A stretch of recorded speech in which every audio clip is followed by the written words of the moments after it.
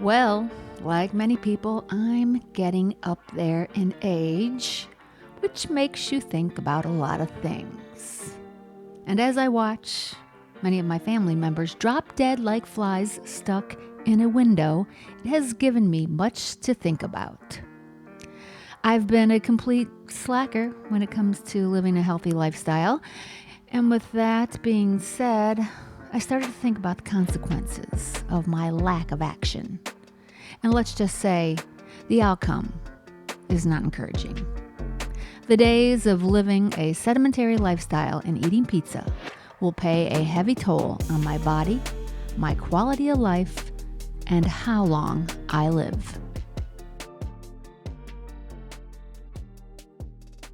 I thought I'd talk about what happens if you don't get healthy. Spoiler alert, it's not good. It's not all rainbows, sunshine, and chocolate cake. Well, chocolate cake could be part of the problem. Yeah, I get it. Eating right, exercising, taking care of yourself, it's daunting. But I thought today we would talk about what would happen to future Lisa if she doesn't stick with the program and get really healthy. Because over the years, I've not exactly been dedicated to exercise. Okay, I've done no exercise, pretty much no exercise. And I yo-yo diet. Guilty as charged. I'm sure someone watching this can relate. First up, shorter lifespan. That's right. Well, some of you may think a shorter lifespan just means you don't have to save for retirement, but it's really not a good way to plan your retirement. Because not taking care of yourself will definitely trim off a few years off of your life. That is for sure. And we all have things to live for. I'm sure you want to be around to see your grandkids maybe graduate from high school. Wouldn't that be nice? According to research, a lack of exercise and poor diet can significantly shorten your lifespan. Studies suggesting a potential reduction of several years, ranging from 2 to 7, depending on the severity of your choices. So I think we can agree that downing donuts daily with your cup of joe will not serve you well. It'll definitely shorten your life, and I'm sure it will improve the size of your waist, and not in a good way. Yep. Living a life of gluttony, eating whatever you want, not exercising, not only will shorten your life, but it will certainly increase your cholesterol. Yeah. And you don't want to get stuck on those statin drugs because they're not good for you either. Regardless what anybody tells you, the recent information on that, the data that's come out on that, isn't really that great, so you don't want to use statin drugs as a crutch. Coronary artery disease. Yep, poor diet will do it to you. Line those arteries right up. You can get off the couch to go get another donut and drop dead. And on a more serious note, do you really want to do that to your family? I mean, I know that I don't want my daughter to get the phone call from the ambulance driver. You need to go to the hospital now. Your mother's in cardiac arrest. No. If you're overweight and you're out of shape, well,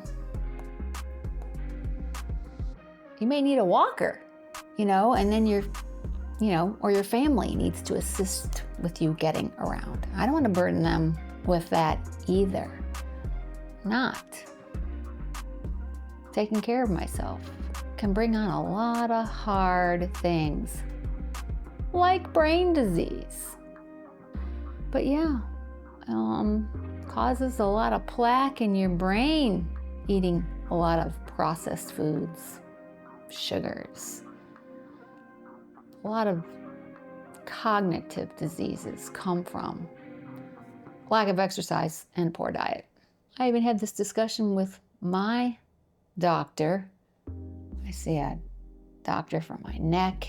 I brought the topic of Alzheimer's up. Wanted to know if I could get tested for it. She kind of discounted that, because even if you have the genes, there's no guarantee you're going to get it. And if you don't have the genes, there's still no guarantee you're not going to get it. Isn't that encouraging? But she did reinforce to me that while having a good low sugar diet is important, getting my heart rate up several times a week, let's say 3. Cardiovascular exercise gets all that oxygen to your brain. And I'm working on it. And finally, let's talk about energy.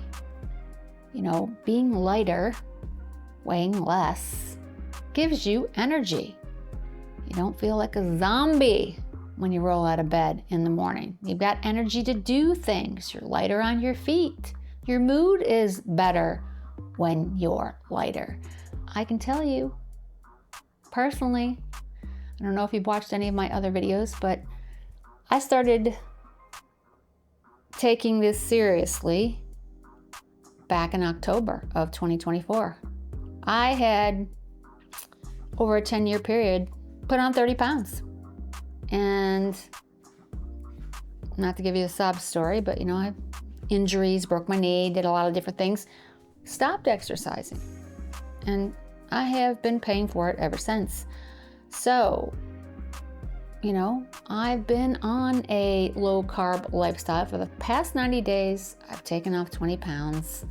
And I'll tell you, you feel better in the morning. And when I go into my closet, I can put on clothes I haven't worn in years, at least five years. And I have some clothes in there that are goal clothes. Means I gotta lose 10 more pounds, and the last 10 are the hardest, but I am determined. Even if it takes me another 90 days to lose 10 pounds, I'm just gonna stick with it and maintain it, because once you get back into clothes you haven't worn in years, it is a good feeling. Don't you want that for yourself? Being overweight and out of shape does play on your psyche, from being dissatisfied with the fact that you can't fit into anything, lower energy levels, even less enthusiastic about going out with family and friends because maybe you're self-conscious about the way that you look. I've experienced all of those things. I've experienced where I don't want to see somebody because I haven't seen them in 8 years, and they're going to go, holy crap, what happened to her? Because you blew up, It's not a good feeling. Taking the weight off will absolutely remove thoughts like that from your mind. So you have 2 choices. You can continue to do what you've been doing. How's that been working out for you? You can continue to feel tired. You can continue to feel out of shape. You can continue to feel self-conscious about the way that you look. But more importantly, you can continue to go down the path of high medical bills and early death. Or you can make another choice and make improvements to get healthy. It's not going to happen overnight. And it's not even good for it to happen overnight. But you got to make up your mind, as to what direction do you want your life to go in, and what will happen if you don't do something about your current situation. If you happen to be someone who's not the healthiest or could shave off a few pounds. And if you're someone watching this that's in a good place, you've lost weight recently, you've made some resolutions to get healthy, I'd love to know what you're doing. Are you being successful? Are you having struggles? I think we can all learn from each other. Believe me, I'm not perfect every day. I have a cheat day every once in a while, and then I have to get right back on the wagon. Nobody's perfect. And sometimes there's a glass of wine calling my name and a couple Doritos. You know, your goals have to be attainable and they have to be measurable, achievable, relevant to you. So start small. Nothing happens overnight. Start small. If you want to take off, like my goal's 30 pounds, you know, say I'm going to lose 5 pounds a month. 5 pounds is doable, easily doable. And it'll stay off. It'll stay off much longer if you take it off slowly. Baby steps. Nothing happens overnight, and it shouldn't. I've started by trying to improve my walking. Do a 3-mile walk 3 times a week. Do a little stretching. My next is to do some jump roping. If you don't see any further videos from me on this channel, I'm dead. I want to sincerely thank you for spending part of your day with me. It's greatly appreciated. I hope you got something out of this video. It was meant to motivate you to take care of yourself and just that.